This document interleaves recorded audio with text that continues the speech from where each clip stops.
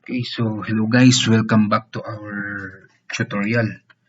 Okay, so this video will create a simple program that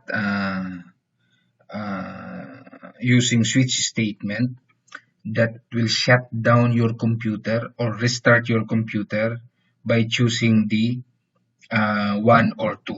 Okay, if you press 1, it will shut down your computer. If you press 2 or if you select 2, it will restart your computer. Okay? So, paano yon? So, ito yon. So, declaration. Okay? Kuha tayo ng declaration here. Int choice.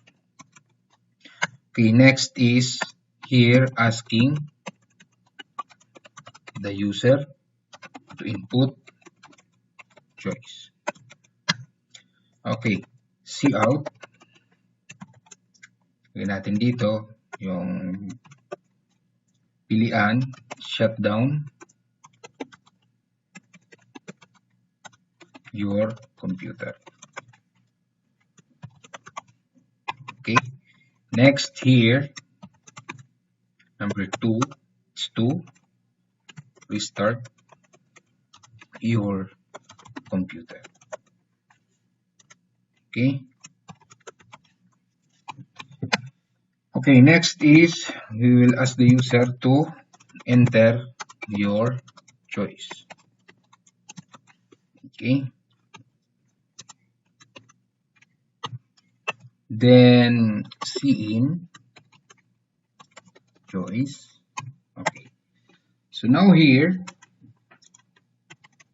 after asking the user, we will use the switch statement. Switch statement, it's like this. Okay. Then, ilagay natin dito yung in-input ng user. Then, mayroon tayong case number 1. Pag pinindot niyo or pag pinili niyo yung number 1, ilalabas niya ito. Your computer will be shut down.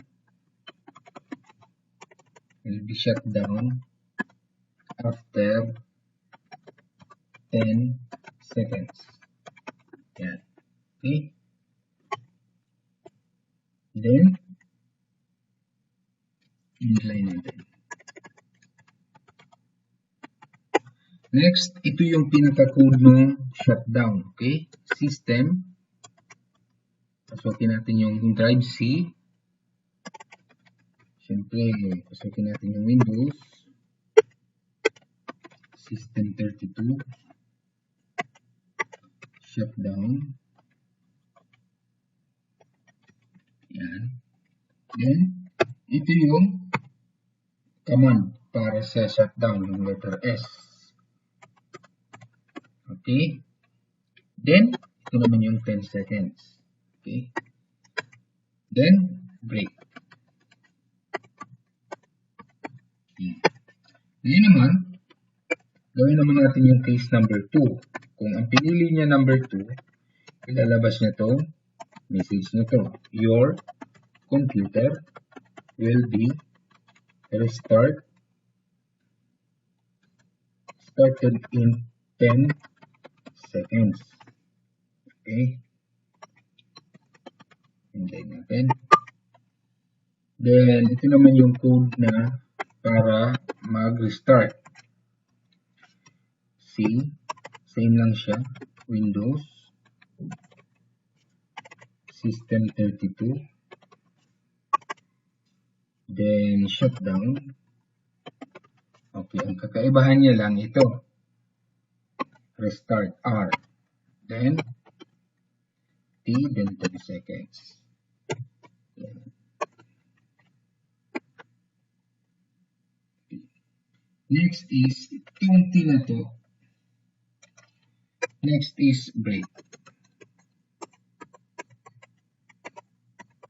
Yan.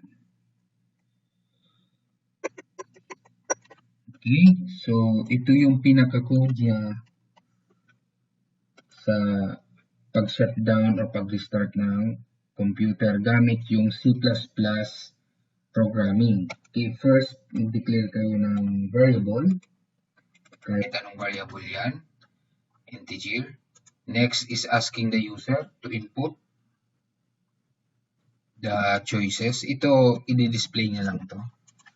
Then, switch case, ito naman yung depende sa pipiliin. Pag pinili niya yung 1, nag-input siya ng 1, ito yung ilalabas niyang message. Then, automatic, after 10 seconds, it will shut down your computer.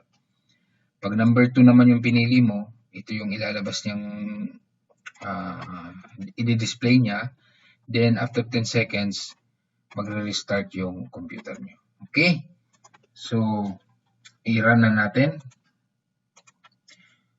Okay. Ayun. So, pag nag-press ako ng 1, automatic, magsi-shutdown. Pag nag-press ako ng number 2, automatic magre-restart.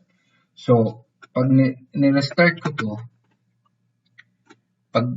pag in-enter ko to, magre-restart yung computer. Kaya, i-end ko na yung video, i-video ko sa cellphone. Okay? So, tingnan nyo yung output. Okay, ito yun. Run natin. Compile and run. Then, lagay natin dito is 2. So, as you can see, shut down in less than 20 minutes. Okay? 20 seconds. So, 20 seconds, less than a minute. So, it's like that. Okay? Then it will restart.